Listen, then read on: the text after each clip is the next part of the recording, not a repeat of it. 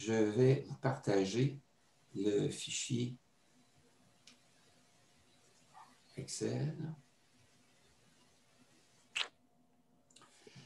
Alors, vous devriez voir à l'écran un fichier qui s'appelle « Compilation des résultats annuels avec extraction des données bancaires et de cartes de crédit ». Est-ce que vous voyez bien ça? Oui. Parfait. Alors, c'est un fichier qui contient plusieurs onglets. Alors, un onglet « Introduction et données ». Il y a des onglets qui nous permettent d'aller déposer nos relevés de transactions de chacun de nos comptes. Alors, si on a un compte opération et un compte Visa, on va avoir deux onglets distincts. Si on a trois comptes, on pourrait augmenter le nombre d'onglets qui servent à déposer nos données. Ensuite, on a des onglets qui nous permettent de faire le traitement.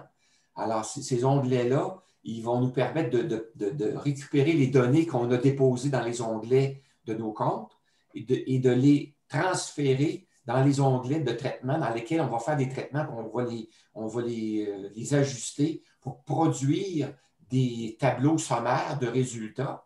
Alors, en conservant des onglets différents, si jamais on fait une erreur de manipulation dans les traitements, bien, on pourra aller rechercher nos données originales dans les données des comptes opérations et Visa et recommencer nos traitements si on pense avoir perdu des données. On pourrait avoir 1, 2, 3, 4 onglets de traitement selon les besoins qu'on a. Ensuite, on a un onglet qui nous sert à inscrire les catégories budgétaires qu'on utilise. Vos catégories budgétaires peuvent être différentes de celles qui sont présentées là. C'est à vous à faire l'ajustement. Il y a un onglet dans lequel vous pourrez inscrire les catégories budgétaires que vous utilisez. Ensuite, on a des tableaux, des onglets qui contiennent des tableaux. Alors, on a un tableau des résultats sommaires par mois, un autre par catégorie budgétaire et un autre par poste budgétaire. Alors, poste budgétaire. Alors, on pourrait en avoir, si on il manque un I. Oui, je vois ça, là, budgétaire, il en manque un I. Alors, et si on veut faire le suivi de plusieurs catégories budgétaires, on pourrait avoir plusieurs tableaux de plusieurs onglets pour le suivi des postes budgétaires qui nous intéressent et on a un onglet bilan. Alors donc, ce fichier-là, ce qu'il permet de faire, c'est qu'il permet d'aller déposer les données qu'on a dans nos comptes bancaires. On les dépose dans les onglets, comme ici, onglet opération, onglet Visa. Il nous permet de les rassembler toutes nos données d'une période donnée, de les traiter, faire un type de traitement, faire un deuxième type de traitement, un troisième type de traitement. On a un autre onglet qui nous permet de lister, de dresser la liste de nos catégories budgétaires et d'en faire un traitement. Ensuite, on a des tableaux qui sont nos résultats. Ici, un tableau résultat mensuel, résultat par catégorie budgétaire et un résultat par poste budgétaire. Alors, juste pour vous donner un dernier onglet qui est l'onglet bilan. Alors, l'onglet bilan, lui, ce qu'il va faire, c'est qu'il va nous permettre de faire simplement la somme de nos placements.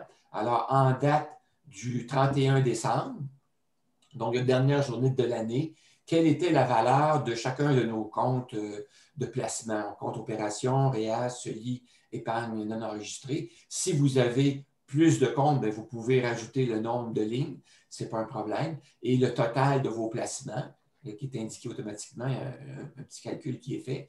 La même chose pour vos biens immobiliers. Vos biens immobiliers peuvent être listés et totalisés.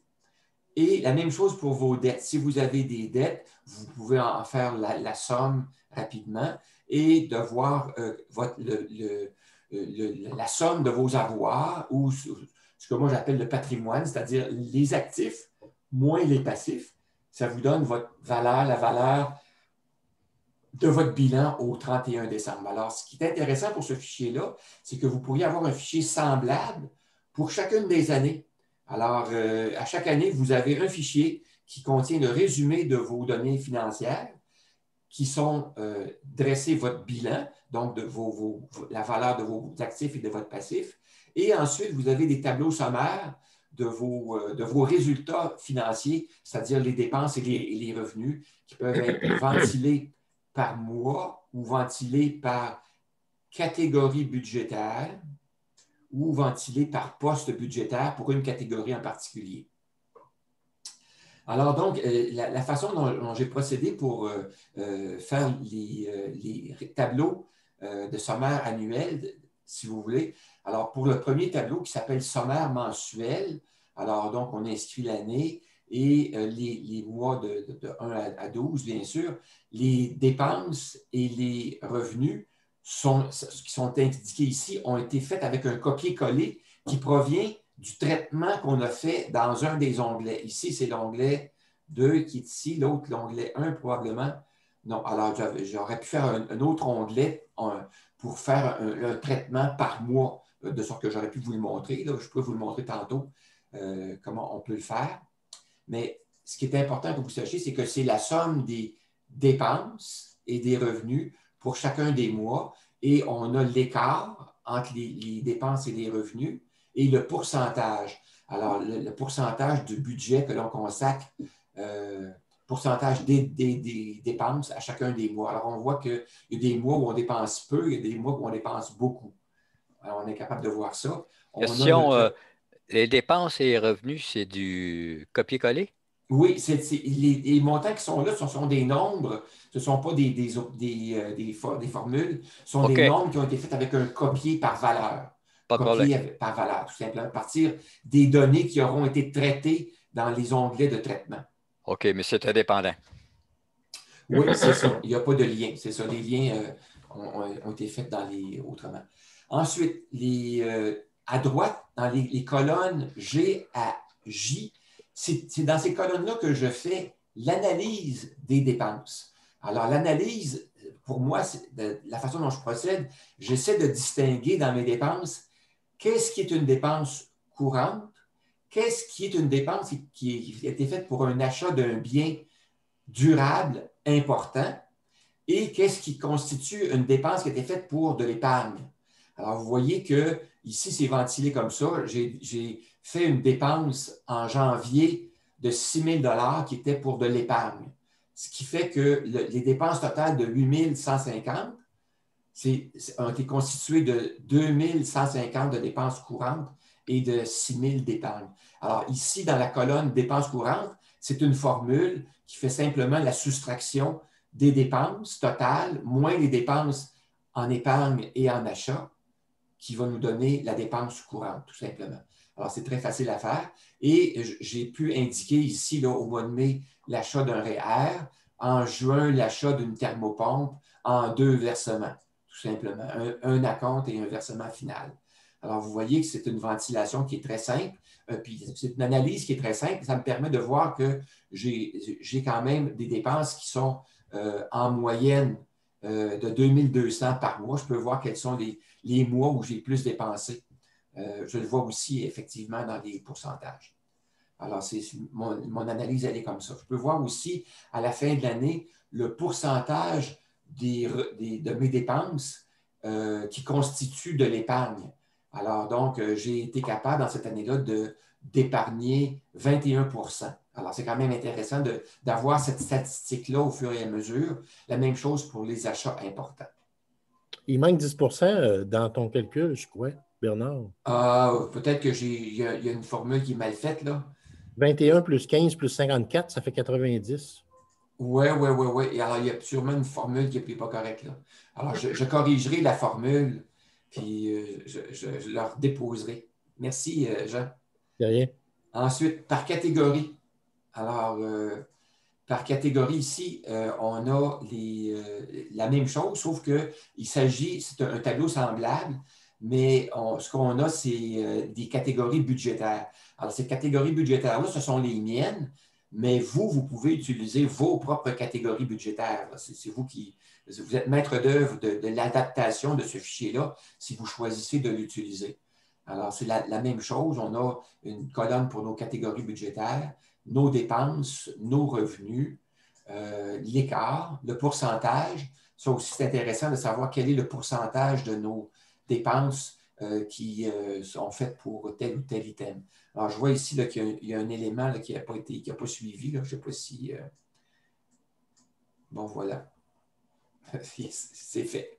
Ça aussi, Donc, c'est du copier-coller? oui, ici, les informations, ça, c'est du copier-coller qui ont été OK. faites à partir des résultats du fichier de l'onglet Traitement 1 ici. Là. On a les mêmes OK. descripteurs pour les catégories budgétaires qui sont ici. Parfait. Et ce sont les mêmes montants. Ce sont les mêmes montants qui sont là. Excellent. C'est un copier-coller. Mais la façon de faire le copier-coller, on ne peut pas le faire directement à partir d'ici, sélectionner ça et aller le faire un coller directement dans notre tableau par catégorie budgétaire. Pourquoi ça? Parce que dans l'onglet Traitement, ce qu'on a ici, c'est un tableau où ce qu'on a, ce sont les totaux seulement. Alors, vous voyez qu'ici, là, c'est la ligne 16. Le premier total est à la ligne 16. Le deuxième total est à la ligne 110. Toutes les autres lignes entre les deux sont des lignes masquées. Alors, si je faisais un copier-coller ben, de ceci, je n'aurais pas un tableau de 15 ou 16 lignes ou 18 lignes. J'aurais un tableau de 380 lignes. Alors, la façon de faire, c'est de faire un copier, coller dans un document Word, un vide, document Word vide, on fait un coller. Une fois que ça c'est fait, on refait un copier de ce sous-ensemble-là, copier depuis le document Word vers le tableau final, vers celui-ci. Donc, c'est un copier-coller en 2 étapes, tout simplement. Alors, voilà. Alors, c'est un sommaire de ce fichier-là qui nous permettrait de faire notre analyse. Et le dernier tableau que j'ai fait, c'est pour les personnes qui veulent suivre une catégorie budgétaire en particulier. Alors, moi, je vous donne un exemple avec le suivi des revenus et des dépenses reliées à l'automobile. Alors, j'ai créé l'onglet Traitement 2 dans lequel j'ai ajouté une colonne qui s'appelle Poste budgétaire. Et je vais vous le montrer là, au complet. Et j'ai donc indiqué quelle est la catégorie ou le poste budgétaire de chacune des dépenses qui sont là.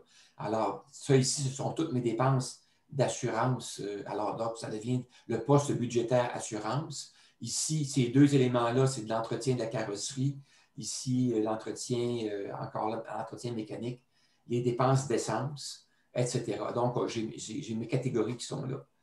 Et les totaux qui sont ici sont les mêmes totaux là, que j'ai utilisés en faisant un copier-coller dans Word, puis de Word vers l'onglet Poste ici. Alors, un élément que j'aime bien suivre aussi pour les dépenses d'automobile, j'aime bien, j'ai ajouté une colonne pour indiquer s'il s'agit d'une dépense fixe ou d'une dépense variable. Alors, parce que d'année en année, les dépenses d'entretien, entre autres, vont changer. Puis à un moment donné, lorsque les dépenses d'entretien deviennent trop importantes, peut-être que c'est le temps de s'interroger si c'est le temps de changer de voiture ou de faire d'autres opérations. Alors donc, j'ai une colonne qui permet d'indiquer s'il s'agit d'une catégorie de dépenses fixes ou variables. Ça me permet donc de voir le pourcentage, les montants qui sont associés aux dépenses fixes et aux dépenses variables pour l'année. Voilà. Et on a la moyenne mensuelle. Voilà. C'est à peu près ce que ça donne. Maintenant, la façon de faire les traitements à partir des données qui ont été récupérées depuis nos comptes bancaires qu'on a déposés dans l'onglet Opérations et dans l'onglet Visa, la façon de faire les traitements, je vais vous expliquer ça dans un autre fichier, dans une autre présentation que j'ai faite et qui est déjà enregistrée. C'est une présentation que j'ai faite dans le groupe 4. Alors, je vais vous faire une présentation que je vais voir si ça peut fonctionner, si on est capable de voir la présentation qui est faite. Alors, je vais terminer l'enregistrement ici et je vais